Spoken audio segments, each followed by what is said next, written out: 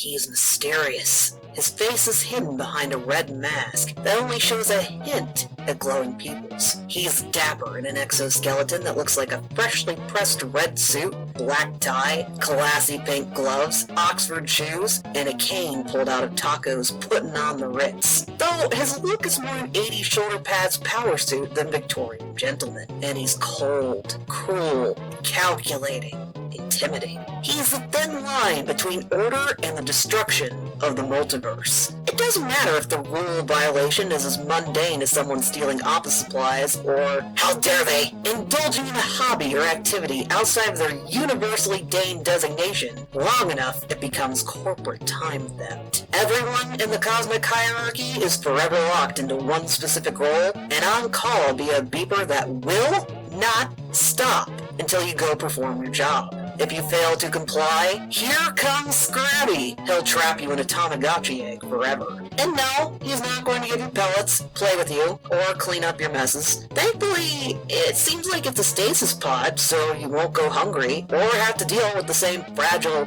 blink-and-they're-dead existential dilemma of an actual Tamagotchi. Oh, sorry, he prefers to be called the Scarab. He's somewhere between the clenched-teeth, rule-following, tattletale tyrant that makes office work a nightmare, and the co-worker I desperately want to take home with me. The entire office knows he's hot, and acknowledges he's hot, but he's only a monster fucker 10 in looks, aesthetics, and eldritch bug creepiness. Otherwise, his personality is a pile of crap his namesake loves to roll into a compact ball and push around. The Scarab is an auditor because of his rigidity and willingness to play the bad guy. The higher-ups have a long list of rules and a strict code of conduct. Where a manager might see the code as general or loose guidelines, he sees them as law. The manager tries to run the business in a way that matches their existing clientele, employees' needs, and, well, reality. But the Scarab believes there's one specific mold for how everything works. If anyone deviates, even just a little, their infractions must be met with swift, brutal punishment. He's perfect for his existing role because of how ruthless and sadistic he is.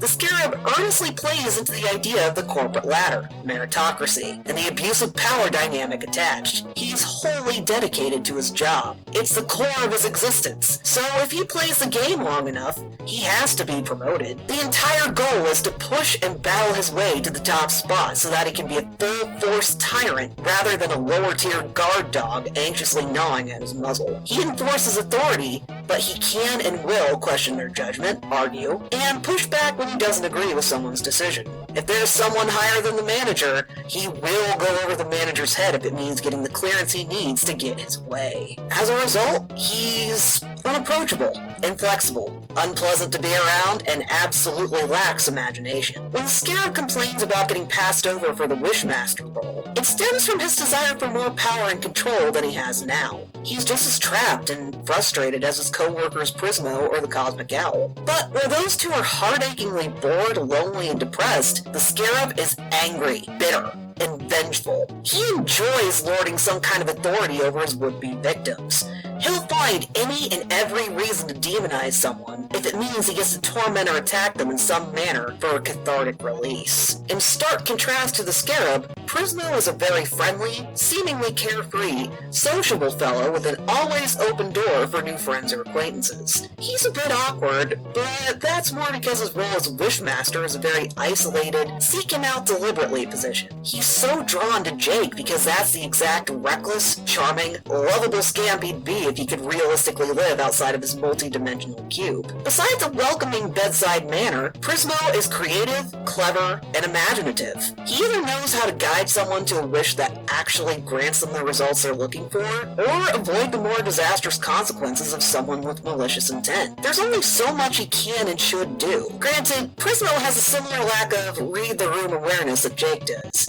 It's not malicious or intentional. Look at his dynamic with the Cosmic Owl. The Owl wants to be friends, hangs out with Prismo as often as he can, and is probably the best confidant and sympathetic ear Prismo has. The Owl was in a very similar restrictive bind to what Prismo was in, with his mandated role as messenger of important prophetic dreams. Yet, Prismo takes the Owl's friendship as an ever-present, readily available thing, rather than someone else's very active efforts to stay in touch. Prismo is jaded enough that he seeks out novelty in the form of anticipating croak dreams, or anything as new, exotic, and out there as Jake was. When Prismo dreams up Fionna World, he's trying to create his own new, fresh, novel experience, even with the multiverse a remote button click away. There's something unique and special when Prismo pens the experiences, personality, and chaos himself in a fanfic, because it's finally something he created for himself and his own personal enjoyment or gratification.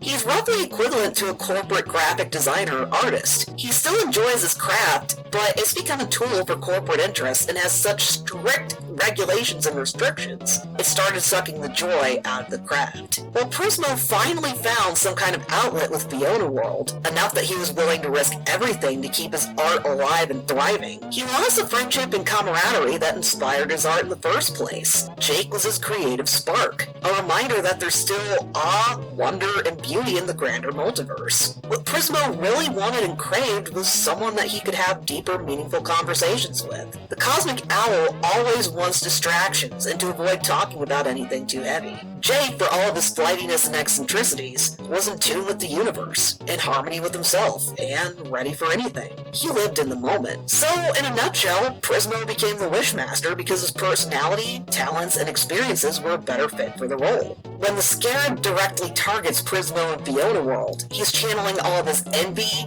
greed, and single-minded pursuits towards revenge. He doesn't understand the bigger picture optics around Prismo's role. Also, despite his jabs about seeing Prismo as a do-no-wrong darling that gives preferential treatment, he lacks the years of experience and insights Prismo has too. Scrabby refuses to acknowledge or unpack the idea that Prismo may have started exactly where he did, or in a very similar spot, let alone the challenges and frustrations he deals with now. Painting a more fleshed out picture of Prismo cracks the fragile, narrow-minded view that fuels his spite, if not the pillar that supports his worldview overall. Spite is the glue holding Scrabby together. Where Prismo longs for a kindred spirit, Scrabby is fine with closing himself off and is more interested in making others fear or cower at it. Unfortunately for him, no matter how far he pushes the proverbial envelope, everyone meets him with either empathy, resistance, or a readiness to fight. The more eccentric and unhinged parts of his person peek out when he's able to unnerve or scare someone. He wants people to squirm around him. That's why I call him sadistic. He enjoys showing off his gross, weird attributes as much, if not more so, than keeping a cold, strict mask. It'd be interesting to see that mask crack in an earnestly vulnerable moment rather than an aggressive or victorious moment. Maybe Orbo plays Scrabby and Prismo's care in the hopes that a student would bolster his morale, and Scrabby might better understand how and what the Wishmaster does. There's some glimmers of hope when Scrabby shows genuine interest in Prismo's character creation program, or pats his shoulder reassuringly after the events of Season 2. I originally thought he made a run for it after the Cosmic Owl's murder trial, but no, he's back in the cube with Prismo and working out a sentence. Both of these interactions with Prismo are the closest a viewer will see to Scrabby letting his guard down, or trying to learn empathy. It's offset by Prismo hiding his malfunctioning powers from Scrabby though. Prismo has alluded to Scrabby backing up on how staunch or rigid he usually is. He's been cool enough that Prismo was comfortable telling him about the greater and weirder green network that lies under the multiverse. He dripped these newer, exciting revelations to Scrabby depending on how well-behaved or trustworthy he is by Prismo's standards. Their relationship is still very shaky and can either blossom into the meaningful friendship they both obviously need, or even a weird romance.